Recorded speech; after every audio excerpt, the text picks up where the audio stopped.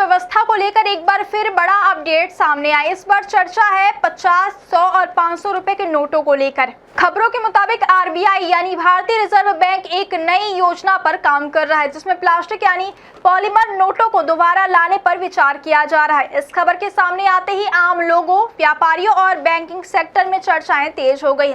हर कोई जानना चाहता है कि क्या अब देश में नए तरह के प्लास्टिक नोट चलन में आएंगे, और ऐसा अगर हुआ तो इसका असर आम जनता पर क्या होगा। सूत्रों के मुताबिक भारतीय रिजर्व बैंक एक पायलट प्रोजेक्ट शुरू करने की तैयारी कर रहा है। इस प्रोजेक्ट के तहत कुछ चुनिंदा मूल्य वर्ग के नोट जैसे 50 रुपए, 100 रुपए और 500 रुपए के नोटों को पॉलीमर या प्लास्टिक सामग्री में तैयार करके बाजार में टेस्ट किया जा सकता है। इसका मुख्य उद्देश्य है करेंसी को ज्यादा टिकाऊ बनाना, नोटों की उम्र बढ़ाना और छपाई पर आने वाले खर्च को कम करना।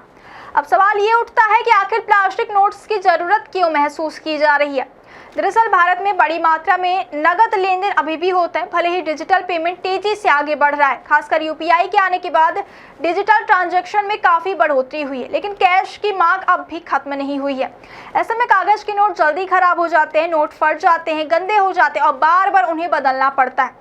इससे सरकार और बैंकिंग सिस्टम पर अतिरिक्त बोझ पड़ता है। अगर प्लास्टिक नोटों की बात करें तो ये नोट सामान्य कागजी नोटों की तुलना में काफी ज्यादा मजबूत होते हैं। ये पानी, धूल और फटने से काफी हद तक सुरक्षित रहते हैं। इसी वजह से कई देश पहले ही इस तकनीक को अपना चुके हैं। अब बात करते हैं कि अगर यह योजना लागू होती तो 50 रुपए, 100 रुपए और 500 रुपए के नोटों में क्या बदलाव हो सकता है। यदि पॉलीमर नोटों को लाया जाता है तो इन नोटों का मटेरियल पूरी तरह से बदल जाएगा। यह नोट प्लास्टिक आधारित सामग्री से बनाए जाएंगे जो ज्यादा मजबूत और टिकाऊ होगी। इसके साथ ही इन नोटों के सुरक्षा फीचर्स भी पहले से ज्यादा एडवांस हो सकते हैं, जिससे नकली नोटों की समस्या पर भी रोक लगाने में मदद मिलेगी। डिजाइन के मामले में भी बदलाव देखने को मिल सकता है। हालांकि मूल्य वर्ग यानी 50 रुपए, 100 रुपए और 500 रुपए वही रहेंगे, लेकिन उनकी बनावट, रंग और सुरक्षा पैटर्न अलग हो सकते हैं। अब एक महत्वपूर्ण सवाल, क्या पुराने नोट बंद हो जाएंगे। और इस पर विशेषज्ञों का कहना है कि अगर यह योजना लागू होती है तो पुराने नोट तुरंत बंद नहीं किए जाएंगे, बल्कि एक लंबे समय की प्रक्रिया के तहत धीरे धीरे बदलाव किया जा सकता है, ताकि लोगों को किसी तरह की परेशानी ना हो। अब अगर इतिहास की बात करें तो भारत में इससे पहले भी प्लास्टिक नोटों को लेकर प्रयास किया जा चुका है। वर्ष 2012 में इस तरह का ट्रायल किया गया था, लेकिन उस समय कई तकनीकी समस्याएं सामने आई थी। उस दौरान एटीएम मशीनों और बैंकिंग सिस्टम में प्लास्टिक नोटों को पहचानने में दिक्कत आई थी। मशीनें इन नोटों को सही तरीके से प्रोसेस नहीं कर पा रही थी। इसी वजह से यह योजना आगे नहीं बढ़ सकी। लेकिन अब समय बदल चुका है, तकनीकी में काफी सुधार हुआ है और बैंकिंग सिस्टम भी पहले से ज्यादा आधुनिक हो गया। इसी कारण अब भारतीय रिजर्व बैंक इस योजना पर फिर से विचार कर रहा है। अगर हम दुनिया के अन्य देशों की बात करें तो कई देश पहले से ही प्लास्टिक या पॉलीमर नोटों का इस्तेमाल कर रहे हैं। ऑस्ट्रेलिया को प्लास्टिक नोटों का सबसे सफल उदाहरण माना जाता है, जहां यह व्यवस्था लंबे समय से चल रही है।